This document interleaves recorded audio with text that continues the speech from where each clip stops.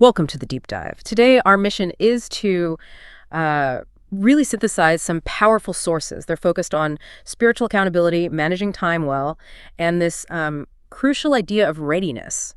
We're diving deep into what it actually means, practically and philosophically, to be a faithful and prudent steward, managing what you've been given. Right. And these texts, they essentially lay out a pretty demanding philosophy for life management itself. The core is this ancient idea, stewardship. It's about responsibly using every resource you're entrusted with. Could be time, talent, authority, even just your physical energy. And there's a clear mandate running through all of them. Stay prepared. Yeah. Because the evaluation timeline, completely unknown. Yeah, and we've got a good stack of material here. We're pulling principles from daily reflections, some foundational Bible passages too. We'll look specifically at how warnings in the Gospels, like Luke 12 and Matthew 24, how they connect with, say, the wisdom in Psalm 90, and the spiritual workings described in Romans 6. Exactly. And our goal for you listening is really to distill all this down into something actionable. This isn't just abstract theology. It's ancient wisdom, but applied to, modern accountability. What does it actually look like to manage your life, your time, your gifts with such, let's say, precision that you're ready for any kind of unexpected check-in? Okay, that sets the stage perfectly.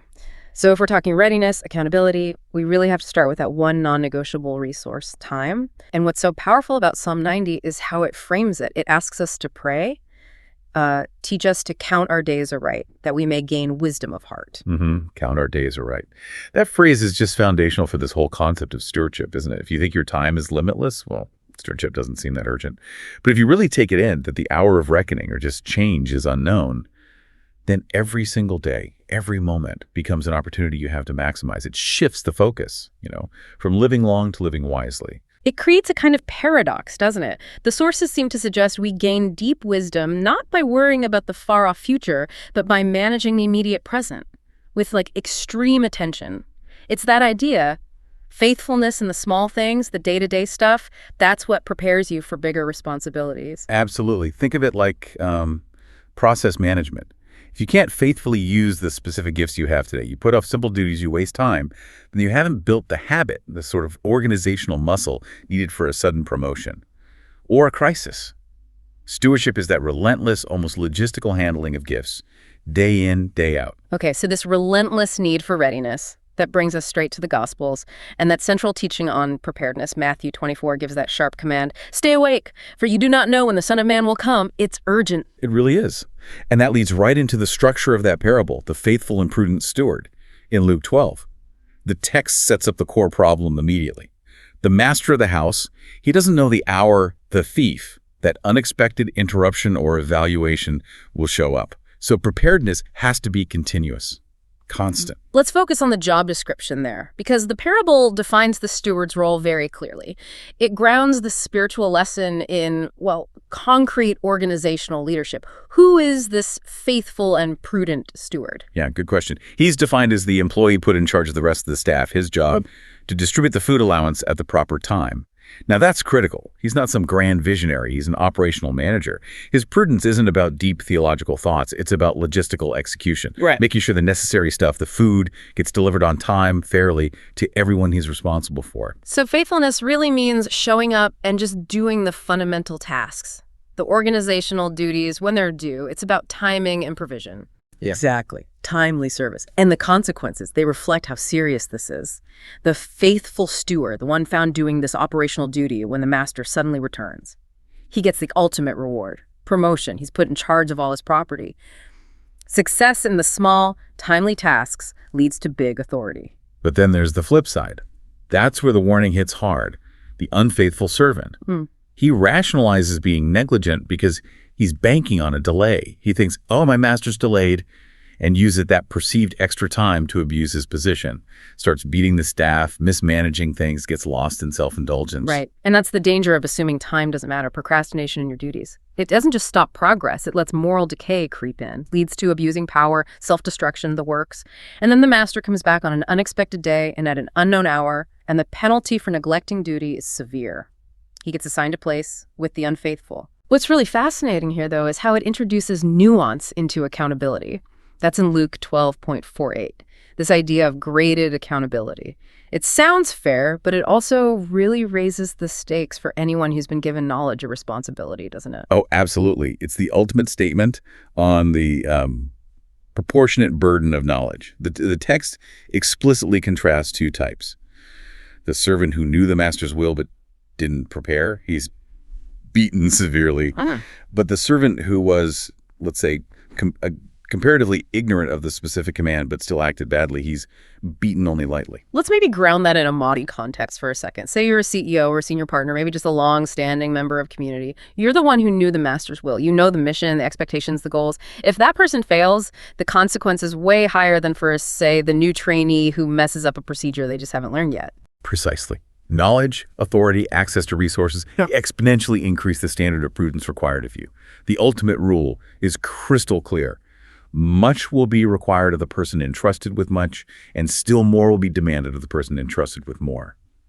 If you get time, talent, education, authority, the expectation on you for timely, effective stewardship, it's non-negotiable. Wow. That is a demanding standard. The accountability is absolute. The timeline's unpredictable. How can anyone possibly live up to that? That kind of continuous readiness without just collapsing under the anxiety or maybe giving up.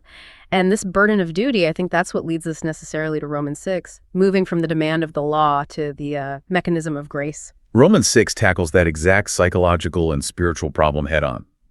Okay, so if we're under grace, meaning we're not bound by strict legal codes anymore, does that mean we're free to be careless stewards? Slack off. And the text just slams that door shut. Immediately, forcefully. Of course not. Grace isn't freedom from responsibility. It's the power to choose righteousness. That completely reframes our agency then. It presents us with this unavoidable choice of who or what is our master. You're slaves of the one you obey. Either you obey sin, which the text warns leads to death, irresponsibility, or you obey obedience itself, which leads to righteousness and the capacity for real stewardship. And this choice, it's dramatized using the most immediate resource we have, our own body, our energy. The instruction is incredibly vivid. Stop presenting parts of your body, your hands, mind, attention, your work to sin as, quote, weapons for wickedness. Instead, you have to consciously, deliberately present those exact same tools to God as weapons for righteousness. That's a shift, isn't it? From passively just yielding to actively choosing to use your personal resources for good. Think back to the steward's duty. Distributing food at the proper time. If that steward's hands are busy beating the staff or reaching for the wine, well, those are weapons of wickedness in that context. But if those same hands are busy preparing and delivering the resources on time, they become weapons of righteousness. Grace here is like the engine. It transforms your ability to serve from just an obligation into something you desire, something that comes from the heart. Okay, so stewardship under grace. It's this disciplined, ongoing decision to use our internal resources, mental energy, physical strength, skills as tools dedicated to constructive service, knowing that these actions are what actually define us as prudent, faithful managers. Right. It connects the highest theological ideal, grace, with the most mundane operational reality. What are you actually doing with your hands, your mind, right now? Okay.